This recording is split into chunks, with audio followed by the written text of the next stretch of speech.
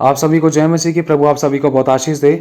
ये वचन हम सभी के लिए जानना बहुत ज़रूरी है, क्योंकि कहा जाता है कि रोमियो 10 का 9 10 का 10 पढ़ने से ना हमारा उद्धार हो जाता है। सिर्फ इसको पढ़ने से ही उद्धार हो जाता है, और लेकिन इसकी गहराई को हमें समझना बहुत ज़रूरी है। गहराई क्या है, वचन क्या कहता है, प्रकाशन क्या कहता है, आत्मा क्या बताता है, ये हमने जानना बहुत ज़रूरी है। ठीक है, तो एक बार पढ़ देता हूँ। लिखा है रोमियो 10 का 9 में और 10 का 10 में। शुरुआत करेंगे 10 का 9 से, कि यदि तू, इसमें सबसे पहली बात कंडीशन है। अगर हम ये चीज़ करेंगे तो ही हो पाएगा, अगर हम नहीं करेंगे तो नहीं हो सकता। इसमें कंडीशन है यदि। ठीक है, फिर से पढ़ता हूँ कि यदि तू अपने मुंह से यीशु को प्रभु जानकर अंगीकार करे। मतलब अगर मैं यीशु को जान गया, हाँ भाई यीशु ने कोई एक यीशु है जिसको प्रभु कहते हैं, जिसने क्रूस पर जान दी है, तो मुझे उद्धार पाने के लिए क्या करना पड़ेगा, उसकी एक प्रक्रिया क्या है, उसका प्रोसेस क्या है। तो मैंने जब जान लिया कि हाँ भाई एक यीशु प्रभु है जो पाप क्षमा करता है, जो उद्धार करता है, जो स्वर्ग का रास्ता है, जो हमें चंगा करता है और नरक से बचाता है, अधोलोक से बचाता है और हमारी ज़रूरतों को पूरा करता है और हमें स्वर्ग के ले जाने के लिए तैयार कर रहा है, और उसने पवित्र आत्मा दिया है। अगर हम जान जाते हैं प्रभु यीशु मसीह के बारे में, तो उद्धार पाने के लिए हमें सबसे पहले क्या करना है। लिखा है कि यदि तू अपने मुंह से यीशु को प्रभु जानकर अंगीकार करे और अपने मन से विश्वास करे कि परमेश्वर ने उसे मरे हुओं में से जिलाया, तो तू निश्चय उद्धार पाएगा। बहुत गहरी बात है, ध्यान से समझना। इसमें वचन पूरा हो गया 9वां। एक बार फिर से पढ़ता हूं कि यदि तू अपने मुंह से यीशु को प्रभु जानकर अंगीकार करे और अपने मन से विश्वास करे कि परमेश्वर ने उसे मरे हुओं में से जिलाया, तो तू निश्चय उद्धार पाएगा। अब ये वचन पढ़ने से मेरा उद्धार कैसे हो सकता है? जब तक इसकी जो गहराई है उसको मैं पूरा नहीं करूँगा तो कैसे हो सकता है? सबसे पहली बात यह है, एक बार फिर से पढ़ता हूं। लिखा है कि यदि तू यीशु को अपने मुंह से प्रभु जानकर अंगीकार करे। हमें अंगीकार क्या करना है? जैसे एक कोर्ट है। अब एक कोर्ट है, जैसे कि अगर किसी का कोई न्यायाधीश है या कहीं पर न्याय चल रहा है। अगर जैसे मेरा कोई केस था, अगर मैं जाऊंगा वहाँ पर केस लेके कि हाँ भाई मैंने पाप किया है, मैंने इसकी हत्या की है, मैंने दोष लगाया, मैंने बुराई की है, मैंने तलाक दिया है या तलाक लिया है, 100 मुँह 100 बातें। जब अपनी फाइल को मैं लेके जाऊँगा जज के सामने, तो वहाँ क्या सिर्फ जज की बातों को पढ़कर ही या जज की हाँ में हाँ मिलाकर ही मेरा उद्धार हो जाएगा या मेरा केस खत्म हो जाएगा? इसमें मुझे अपनी बातों को रखना पड़ेगा, कहाँ मैं सही हूँ, कहाँ मैं गलत हूँ। तो उसके लिए मुझे अपनी फाइल खोलनी पड़ेगी, अपनी सच्चाई को बताना पड़ेगा। तो इसी तरीके से हमें क्या अंगीकार करना है? जब हम प्रभु यीशु मसीह को जान जाते हैं ना, तो हमें अंगीकार करना है प्रभु के सामने अपने पापों का। लिखा है कि जो अपने अपराधों को छिपा के रखता है उसका काम सफल नहीं होता, वरन जो उनको मान लेता और छोड़ भी देता है उस पर दया की जाएगी। अगर मैं इस वचन को रोजाना 1000 बार पढ़ लूं लेकिन अपने पापों का अंगीकार ना करूं, अपने पापों की क्षमा ना मांगूं और अपनी गलतियों का पश्चाताप ना करूं और बुराई से बैर ना रखूं और पवित्रता का जीवन ना जीऊं, तो इस वचन का मेरे जीवन में पूरी तरीके से प्रभाव नहीं पड़ सकता। उद्धार समझ लो मैंने पाया ही नहीं है। उद्धार तो मुझे जब मिलेगा जब मैं इस वचन की गहराई को जानकर अपने आप को बुराई से हटाऊंगा और अपने पापों का अंगीकार करके उसके अनुसार, उस पर विश्वास करने के अनुसार उसके साथ साथ चलूंगा। परमेश्वर नफरत करता है सभी प्रकार के पापों से। ध्यान रखना, पाप तो पाप है, चाहे छोटा हो चाहे बड़ा हो। और दाऊद ने अपने पापों का अंगीकार कैसे किया है? ध्यान रखना इन बातों को, हमें अपने पापों का अंगीकार करना जरूरी है। क्यों? क्योंकि वचन हमें इस बात के लिए बताता है। मैं एक बार फिर से पढ़ देता हूँ। लिखा है नीति वचन में कि जो अपने अपराधों को छिपा कर रखता है उसका काम सफल नहीं होता, क्योंकि जो छुपता है ना वो पाप है। ध्यान रखना, जो छुपाया जाता है वो पाप है और हम परमेश्वर की दृष्टि से बच नहीं सकते। यहोवा मनों को जांचता है। मैं फिर से पढ़ देता हूँ। लिखा है जो अपने अपराधों को छिपा कर रखता है उसका काम सफल नहीं होता, वरन जो उनको मान लेता और छोड़ भी देता है उस पर दया की जाएगी। जब तक आपको अपना पाप ही नहीं मालूम होगा तो आप क्या मानोगे? और जब तक मानोगे नहीं, जब तक पता ही नहीं चलेगा तो छोड़ोगे क्या? जब आपको पता ही नहीं है कि आप कौन से पाप कर रहे हो, क्योंकि हमें पाप में इतना मजा आता है, हमें पाप लगता ही नहीं है ना। और दाऊद ने अपने पापों का पश्चाताप कैसे किया? लिखा है दाऊद ने जब अपनी गलती को माना, व्यभिचार किया, जब दाऊद ने एक बात बोली कि प्रभु मेरे गुप्त पापों से तू मुझे क्षमा कर, मेरे ढिठाई के पापों से तू मुझे शुद्ध कर। और एक तरफ ये भी लिखा है कि परमेश्वर हर बात का न्याय करता है, इंसान अपने मुंह के शब्दों से ही दोषी और निर्दोषी ठहराया जाता है। और यह भी लिखा है कि जैसा हम अपने मन में सोचते हैं वैसे हम हैं। अब इसी तरीके से हमें अंगीकार क्या करना है, जब तक हमें अपने पापों के बारे में ही नहीं पता होगा तो हम अंगीकार किसकी बात का करेंगे। अंगीकार मतलब कन्फेस करना, मुंह से शब्दों को बोलना कि प्रभु देख मैंने झूठ बोला है, मैंने झूठ बोलकर पाप किया है, मैंने गलत कमाई है, मैंने ये प्रकार का पाप किया है, मैंने वो प्रकार का पाप किया है। आप अपने पापों का जब तक अंगीकार नहीं करेंगे तब तक उद्धार कैसे हो सकता है। उद्धार को अपने जीवन में लाने के लिए हमें अपने आप को साफ करना पड़ेगा। साफ कैसे होंगे, जब तक हम अपने मुंह से अंगीकार नहीं करेंगे वो हमारे अंदर से वो पाप नहीं निकल सकते हैं। यीशु तो जब भी, अब उदाहरण के तौर पर जैसे एक डॉक्टर है, उस डॉक्टर को जब तक एक पेशेंट अपनी बीमारी नहीं बताएगा तब तक डॉक्टर दवाई कैसे देगा। अब डॉक्टर दवाई दे भी देगा, डॉक्टर की तो दवाई इसीलिए रखी हुई है, डॉक्टर ने तो अपनी दुकान इसलिए खोल रखी है जो भी पेशेंट बीमार है भाई वो यहीं पर आए और वो मेरे पास से दवाई लेकर जाए। अब जब तक पेशेंट अपनी बीमारी को नहीं बताएगा तब तक डॉक्टर दवाई कैसे देगा। इसी तरीके से यीशु ने कहा है रोगियों को वैद्य की आवश्यकता है, लेकिन रोगियों को अपने मुंह से अपने रोगों का अंगीकार करना है। लिखा है कि मूर्ख लोग पाप का अंगीकार करने को ठट्ठा जानते हैं। ठट्ठा मतलब मजाक, हंसी मजाक जानते हैं। अरे इसने कौन सा पाप कर दिया, देखो कैसे मजाक कर रहा है, या किस तरीके से पापों का अंगीकार कर रहा है। ऐसे कोई करता है? इतने तो सभी कर लेते हैं, झूठ तो सब बोलते हैं। ये क्यों बोल रहा है, अपने ज़्यादा छाड़ा बन रहा है या ज़्यादा अपने आप को पवित्र बन के दिखा रहा है या धर्मी बन के दिखा रहा है कि हाँ भाई मैंने ये पाप कर दिया, मैंने झूठ बोल दिया। लोग तो मजाक उड़ाते हैं, लेकिन आपने परमेश्वर के वचन को पूरा कर दिया। चाहे दुनिया के बीच की बात है, चाहे अकेले की बात है, अगर आप अपनी छोटी सी भी गलती को अपने मुंह से अंगीकार करके बोल रहे हो ना, प्रभु देख मैंने गलत देख लिया, गलत सुन लिया, गलत बोल दिया, और प्रभु मैंने गलत शब्दों से मैंने तेरा दिल दुखाया या अपने माता पिता का दिल दुखाया, मैंने व्यभिचार किया, चोरी की, चुगली, निंदा किया, दोष लगाया या बुराई करी या किसी की कमी निकाली, प्रभु मैंने पाप कर दिया। क्योंकि लिखा है कि मूर्खता का विचार भी पाप है। अब सोच कर देखो हम कितने पाप करते थे, है ना। सुबह शाम जब भी आपको मौका मिलता है ना, रात को सोने से पहले अपनी छोटी सी एक प्रार्थना जरूर करें कि प्रभु मेरे से जाने अनजाने में जो भी गलतियां, पाप, गुनाह, अपराध हो गए हैं इस पूरे दिन तक भी या इस पल तक भी, प्रभु मुझे क्षमा करना। हमारे क्योंकि वचन में लिखा है, मैं फिर से पढ़ देता हूँ, लिखा है यदि तू अपने मुंह से यीशु को प्रभु जानकर अंगीकार करे। हमें अपने मुंह से अपने पापों का अंगीकार करना जरूरी है। अंगीकार मतलब अपने मुंह से बताना जरूरी है। जब तक हम अपने पापों का अंगीकार नहीं करेंगे, चाहे हम रोज बपतिस्मा ले लें, चाहे 1000 बपतिस्मा ले लें, चाहे हम रोज संडे चर्च चले जाएं, चाहे हम कितनी भी बड़ी सेवा कर ले, ध्यान रखना पहले सूखे पापी थे, आज गीले पापी हैं। पहले नॉन बैप्टाइज सिनर थे, आज बैप्टाइज सिनर हैं। और इसमें ऐसा क्यों है? क्योंकि हमने अपने पापों को जाना ही नहीं है। और पापों की क्षमा हम बिना मांगे ही बपतिस्मा लेने की कोशिश करते हैं, या बपतिस्मा की गहराई को ना जानकर हम तुरंत बपतिस्मा ले लेते हैं। बपतिस्मा कोई छोटी मोटी चीज़ नहीं है। अगर बपतिस्मा लेने के बाद भी हमारी हरकतें वही हैं, वही पाप चल रहे हैं, वही पाप के काम हम कर रहे हैं, संसारिक वस्तु में, संसारिक कामों में मिले हुए हैं, गलत संगति में उठना बैठना, खाना पीना, चलना फिरना है, वही शराब, बीड़ी, सिगरेट, गांजा, नशा, अफीम, हर प्रकार की बुराइयां, चाहे आत्मिक रूप से चाहे शारीरिक रूप से, हमने कोई बुराई छोड़ी नहीं है, तो उसका फ़ायदा क्या है? मैं फिर से कह रहा हूँ, चाहे 1000 बार हम इस वचन को पढ़ लें, चाहे 1000 बार बपतिस्मा ले लें, चाहे 1000 बपतिस्मा ले लें, चाहे हम पवित्र आत्मा का दान पालें, लेकिन पाप तो जारी है। परमेश्वर पापी से प्रेम करता है लेकिन पाप से नफरत करता है। वो अपने वचन से बंधा हुआ है, हम उसको विवश ना करें। क्या हमने प्रभु यीशु मसीह को जानने के बाद, बपतिस्मा लेने से पहले, क्या हमने अपने पाप का अंगीकार किया? हमें ये चीज़ नोटिस करनी है, हमें देखना है क्या हमने अपने जीवन में बुराइयों से बैर किया, क्या हमने बुरी संगति से बैर किया, क्या हमने उसके वचन को अपने जीवन में पहला स्थान दिया, क्या हम पवित्रता का जीवन जी रहे हैं। अगर नहीं कर रहे तो सब कुछ कूड़ा है, इस बात का ध्यान रखना। सब कुछ कूड़ा है। चाहे मैं कह रहा हूँ, फिर से कह रहा हूँ, चाहे रोज बपतिस्मा ले लो, लेकिन अपने अगुओं का आदर नहीं कर रहे हैं, अपने बड़ों का आदर नहीं कर रहे हैं, माता पिता की आज्ञा का पालन नहीं कर रहे हैं, तो सब कुछ कूड़ा है। और थोड़ा सा खमीर पूरा गुदा हुआ आटा खराब कर देता है। ये मत सोचना कि बपतिस्मा ले लिया तो उद्धार हो गया। मैं फिर से कह रहा हूँ, एक उदाहरण देना चाहता हूँ। जब दाऊद से व्यभिचार हुआ था, जब दाऊद से पाप हुआ था ना, उसने जब व्यभिचार किया तो उसके कुछ टाइम बाद जब उसने अपने पापों का पश्चाताप किया, अगर आप चाहें तो भजन संहिता 51 पढ़ सकते हैं, 51, उसमें दाऊद का वो गीत है, पश्चाताप का गीत है, दाऊद पश्चाताप करता दिल से। उसमें इन्होंने एक बात बोली है, ध्यान से सुनना, ये छोटी बात नहीं है, बहुत गहरी बात है, पैरों के नीचे ज़मीन सरक जाएगी।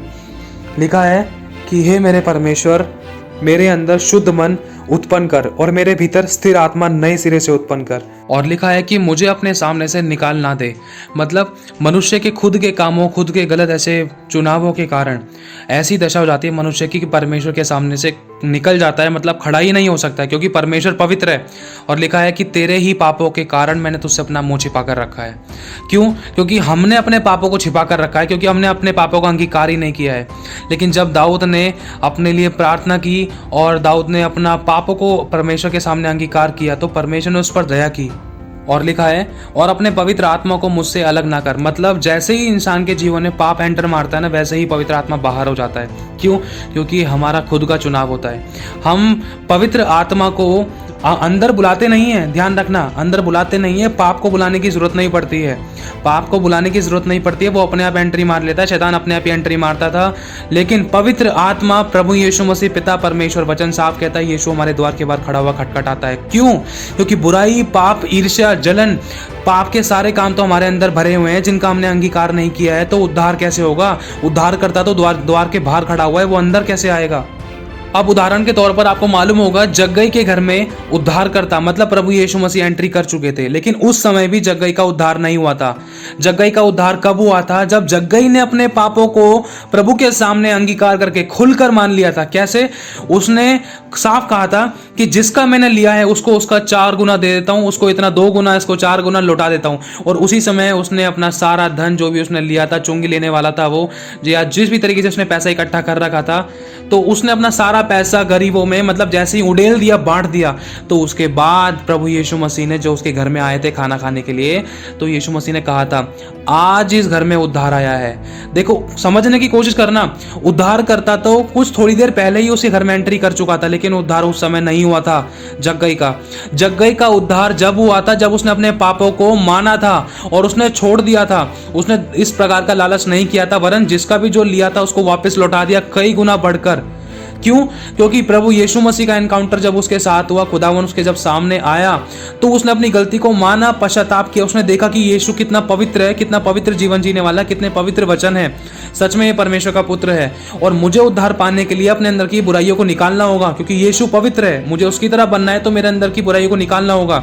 जैसे ही उसने अपने अंदर से वो सोना चांदी जो भी था, उसका पैसा रुपया था, जब उसने लोगों को 3 गुना 4 गुना जो भी जिसका लिया था उनको बांटा, उसके बाद समझ लेना कि यीशु मसीह आपके जीवन में आ चुका है। जैसे ही आपने अपने अंदर से अंगीकार करके अपनी बुराई को निकाला, जो यीशु द्वार के बाहर खड़ा हुआ खटखटाता था ना, वो यीशु मसीह आपके पापों का अंगीकार करने के द्वारा ही वो आपके द्वार के अंदर आ जाएगा। और लिखा है कि यीशु मसीह वचन कहता है, देख मैं तेरे द्वार के बाहर खड़ा हुआ खटखटाता हूँ, यदि तू अपना द्वार खोलेगा मैं तेरे भीतर आऊंगा और तेरे साथ भोजन करूंगा। फिर यीशु मसीह ने जग्गई के घर में खाना खाया। कब खाया? जब जग्गई ने अपने पापों का अंगीकार किया, अपने पापों को अपने जीवन में से खत्म किया। उसके बाद खुद खुदावन यीशु मसीह ने, उद्धारकर्ता ने उसकी गवाही दी कि अब इस घर के अंदर, आज इस घर के अंदर उद्धार आया है। मतलब उद्धार को पाने वाले भी हम ही हैं, उद्धार को खोने वाले भी हम ही हैं, उद्धार को ठुकराने वाले भी हम ही हैं। एक बार फिर से पढ़ देता हूँ, लिखा है, और अपने पवित्र आत्मा को मुझसे अलग ना कर। पवित्र आत्मा दाऊद के अंदर से दूर हो गया था। ये मत सोचना कि जैसे ही मैंने पाप कर दिया, तो पाप करने के बाद ही पवित्र आत्मा मेरे अंदर है। पवित्र आत्मा को प्रभु को बुलाना पड़ता है, ध्यान रखना, वो पाप की जगह पर नहीं रहता। जिस कुर्सी पर शैतान बैठा है उस कुर्सी पर यीशु नहीं बैठ सकता। जब तक हमारे जीवन में से गंदगी नहीं निकलेगी, जब तक पवित्र आत्मा नहीं आ सकता। मतलब दाऊद में से पवित्र आत्मा चला गया था। दाऊद के साथ जो परमेश्वर का आत्मा रहता था वो उससे दूर हो गया था, क्योंकि दाऊद ने इस बात का खुद कन्फेस किया है कि मुझे अपने सामने से निकालना दे और अपने पवित्र आत्मा को मुझसे अलग ना कर, और अपने किए हुए उद्धार का हर्ष मुझे फिर से दे और उदार आत्मा देकर मुझे संभाल।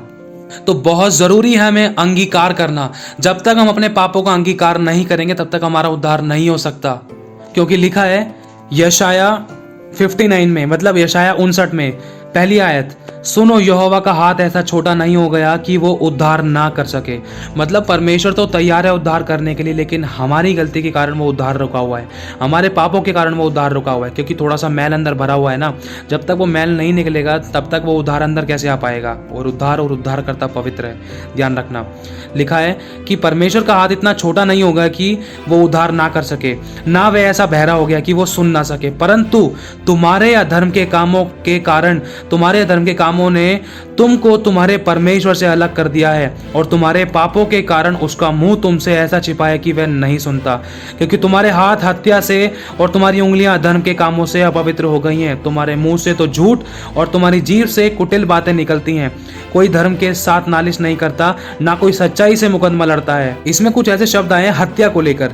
अब हत्या आपको पता है हमारी जुबान से भी हत्याएं होती हैं। ध्यान रखना, हमारी जुबान से भी हत्या ना होने पाए। झूठ बोलकर, किसी का दिल दुखाकर, किसी की आंखों में आंसू लाकर, या कोई हमारे कारण मरने ना पाए, कोई हमारे कारण प्रभु से दूर ना होने पाए। अगर ऐसा हुआ तो हमसे हत्या हुई है।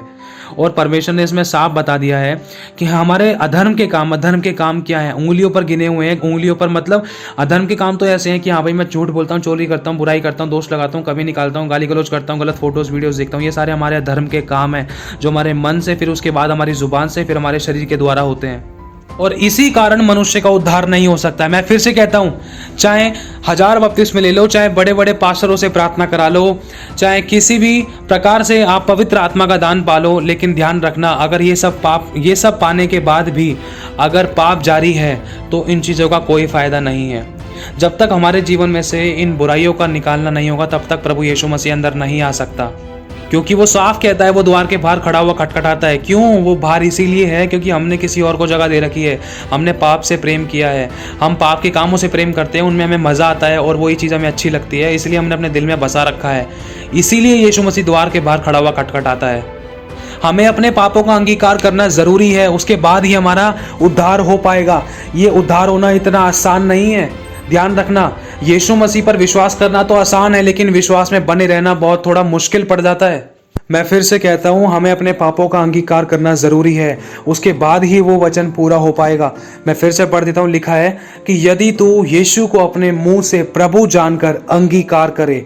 अगर मैं जान गया कि मेरा प्रभु यीशु मसीह पाप क्षमा करता है तो मुझे क्या करना है? अपने पापों को अंदर से निकाल कर लेकर आना है, बोलना है, प्रभु देख मैंने सोचों से, विचारों से, कामों से, शब्दों से, हाथों से ऐसे ऐसे पाप किए। आपको चाहे 5 मिनट लगे, चाहे 10 मिनट लगे, जब तक इस गहरी प्रार्थना को आप नहीं करोगे, गहरा पश्चाताप नहीं लेकर आओगे, तब तक यीशु एंटर नहीं मार सकता आपके अंदर। ध्यान रखना, जक्कई के घर के अंदर यीशु मसीह आ चुका था, लेकिन उस समय उसका उद्धार नहीं हुआ था।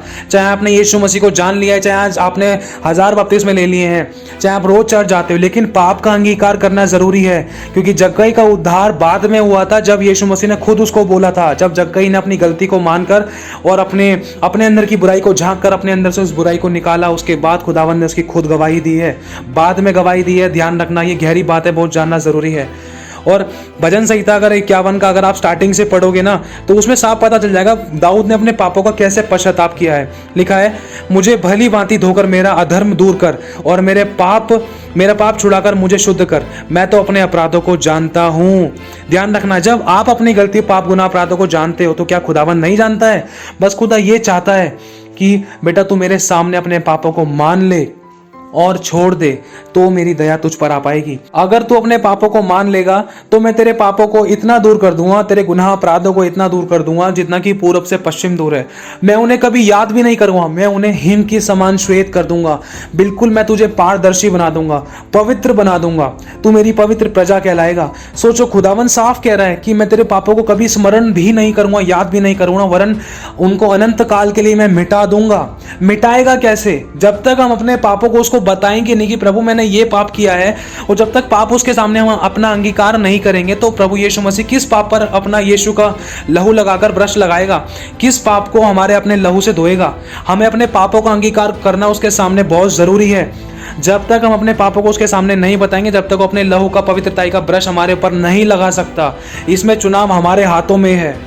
इसी तरीके से जब सब्जी वाले को हम बोलेंगे ना कि भाई मुझे 10 किलो आलू दे दो, तो ही उसके बाद हमें 10 किलो आलू मिल पाएंगे। अगर हम सब्जी वाले के पास जाके बोलेंगे कि सिर्फ हमें सब्जी दे दो, सब्जी दे दो, सब्जी दे दो, 10 किलो, 50 किलो, 5 किलो सब्जी दे दो, तो सब्जी वाला भी पूछेगा कि भाई कौन सी दूं, आलू दूं, गोभी दूं, घिया दूं, अदरक दूं, लहसुन दूं, चुकंदर दूं, क्या दूं? वो भी पूछेगा तुझे क्या दूं, कैसे दूं। सब्जी तो तू मुंह से बोल रहा है, लेकिन क्या सेपरेट सब्जी चाहिए, सब्जी का नाम तो बता। अब जब नाम बताओगे तो वही तो चीज, उसी बात पर ही तो, उसी पापों पर ही तो यीशु मसीह अपने लहू का ब्रश आपके ऊपर लगाएगा। और जैसे ही अपने पापों को आप अपने मुंह से अंगीकार कर लोगे, चाहे आपको याद आ रहे हैं चाहे नहीं आ रहे हैं, लेकिन जितना याद है उतना तो आप बोल सकते हो। जो याद नहीं है परमेश्वर उनको तो यूं ही बिठा देगा। क्यों? क्योंकि आपकी मन की सच्चाई से प्रसन्न होता है वो। अगर आप अपने एक एक करके थोड़ी जो भी आपको याद आ रहे हैं उन गलती को मानोगे दिल से, तो प्रभु आपको आजाद भी करेगा। आपको तो दूसरे पापों को याद करने की भी जरूरत नहीं है। वो तो बोलेगा बस बस बस बेटा बस कर, अब ज्यादा याद मत कर, ज्यादा टेंशन मत ले। वो खुद बोलेगा ज्यादा याद मत कर, चल मैं भी भूल गया, तूने कोशिश की ना, मैं इसमें प्रसन्न हूं। परमेश्वर हमारी सोचों पर भी आशीष देता है, बस वो चाहता है हम कर्म करें, उसके वचन को सीखने के अनुसार उसकी आत्मा की अगुवाई में हम चलें, अपने पापों का अंगीकार करें। और आगे लिखा है, मैं तो अपने अपराधों को जानता हूं और मेरा पाप निरंतर मेरी दृष्टि में रहता है। मैंने केवल तेरे ही विरुद्ध पाप किया और जो तेरी दृष्टि में बुरा है मैंने वही किया, ताकि तू बोलने में धर्मी और न्याय करने में निष्कलंक ठहरे।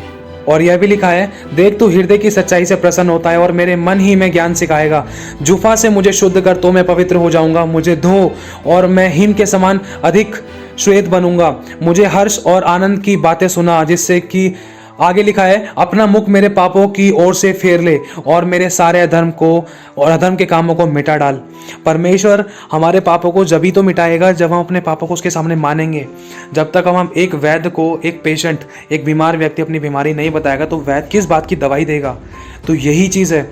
एक बार फिर से पढ़ देता हूँ वो वचन आपके लिए, रोमियो 10:9, 10:10, जिसमें आपको बताया गया है कि उद्धार पाने का एक तरीका है वो, और उस उद्धार को हम जब ही पा पाएंगे जब हम अपने मुंह से अंगीकार करेंगे। उद्धार पाना इतना आसान नहीं है भले ही हमारे लिए सेहतमंद, लेकिन उसमें कर्म हमें अपनी तरफ से ही करना है।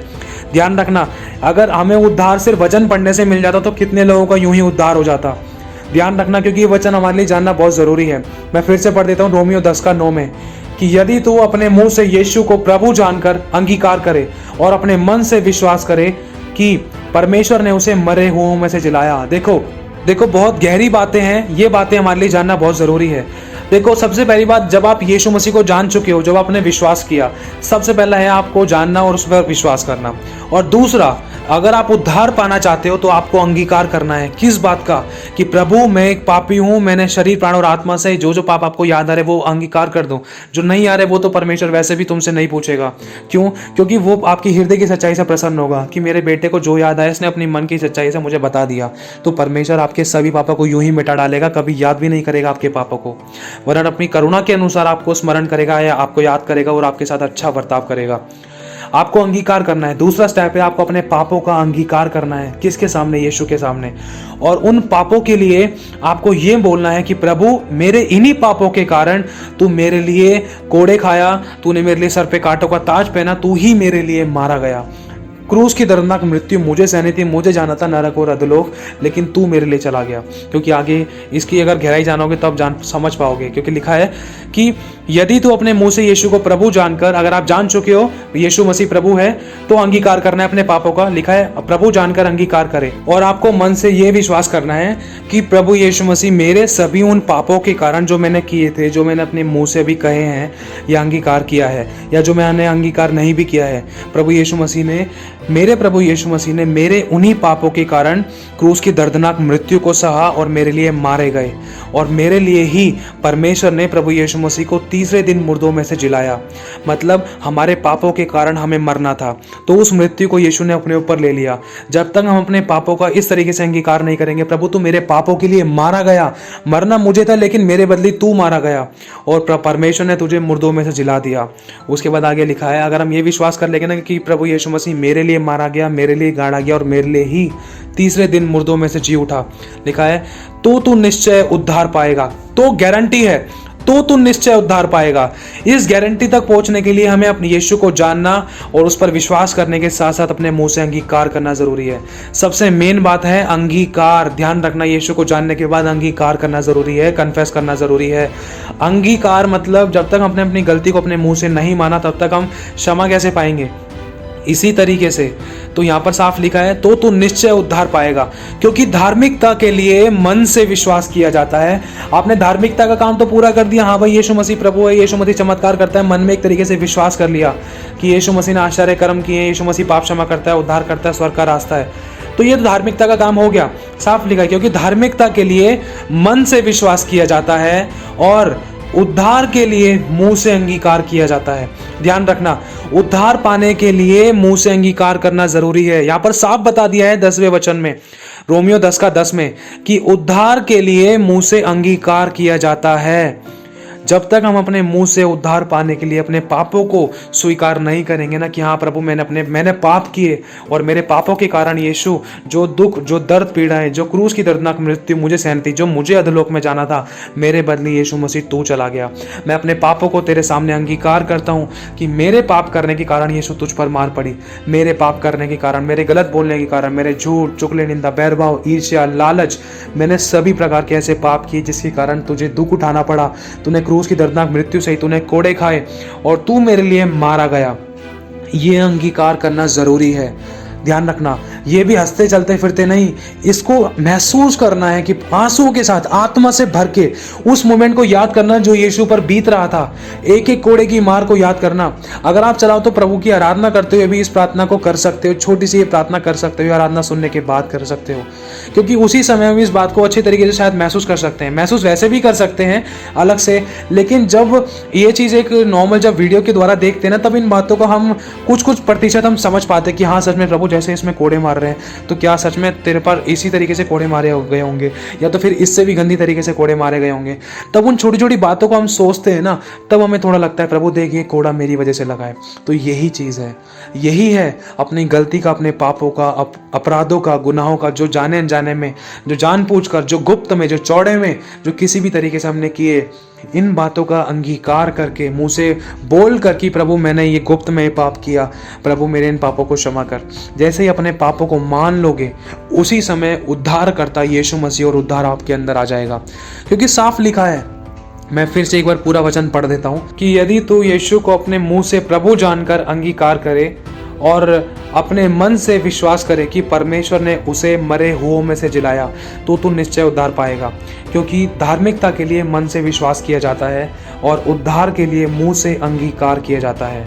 जैसे ही आप अपने गलती, पाप, गुनाह, अपराधों को जितना याद आ रहे हैं, जो भी याद है या जो भी याद नहीं है, जैसे ही उन चीज़ों को लेकर आओगे, या जो भी आपको याद नहीं आ रहा है ना, उस बात के लिए भी परमेश्वर आपको क्षमा कर देगा। क्यों?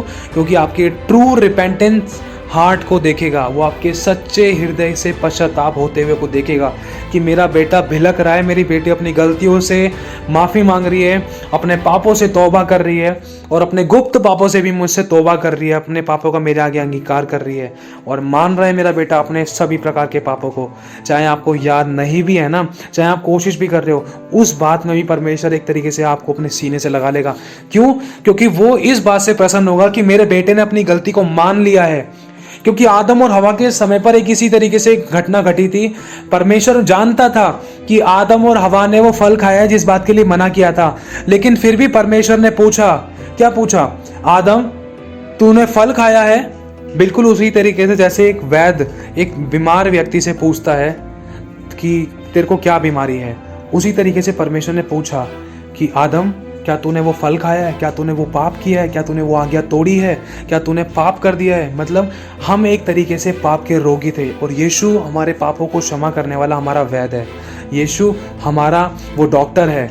लेकिन जब तक, जैसे ही उस आदम और हवा ने अपने पाप का अंगीकार नहीं किया, मतलब वरन परमेश्वर पे भी दोष लगा दिया। परमेश्वर ने उनको मौका दिया था, परमेश्वर जानता था, उसको पता था कि आदम और हवा ने पाप किया है, उन्होंने फल खाया, वो पाप के रोगी हो चुके हैं, लेकिन उनको परमेश्वर ने एक मौका दिया था। परमेश्वर ने पूछा था कि आदम क्या तूने वो फल खाया है? तो उसी समय पता है आदम ने क्या कहा? आदम ने कहा जो स्त्री तूने मुझे दी थी ना, उसने मुझे वो फल खिलाया। मतलब परमेश्वर ही पर दोष लगा दिया, पश्चाताप करने के बगैर।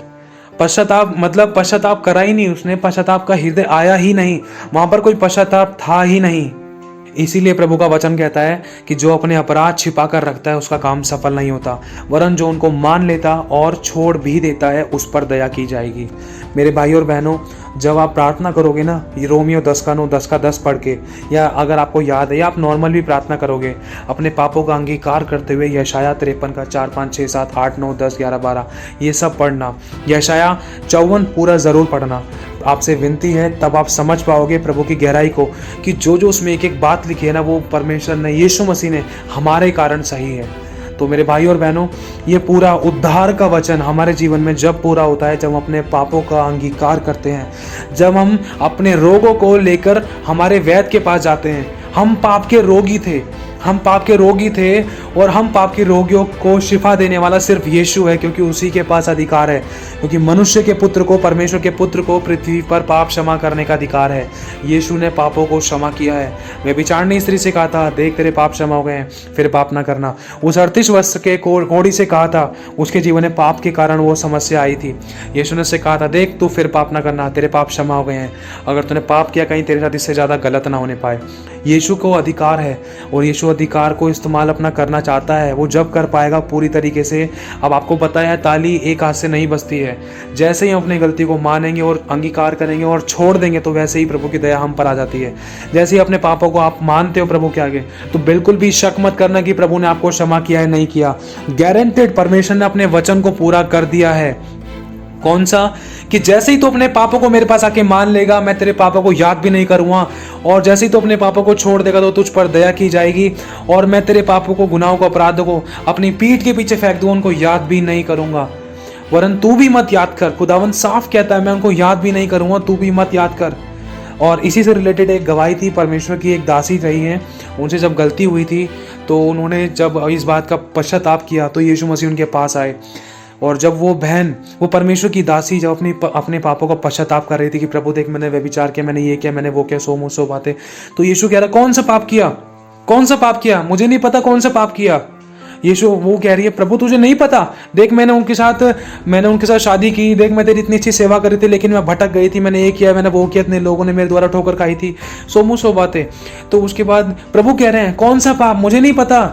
चल जल्दी खड़ी हो, लोग इंतजार कर रहे हैं तेरा, जल्दी खड़ी हो, जा काम को पूरा कर जो तुझे दिया है, जल्दी खड़ी हो। तो परमेश्वर यीशु मसीह ने उससे कहा, कौन सा पाप? मुझे नहीं पता कौन सा पाप। उसने वचन पूरा किया, क्योंकि लिखा है, तो अपने अपराधों को मान लेगी ना और छोड़ देगी, तुझ पर दया की जाएगी।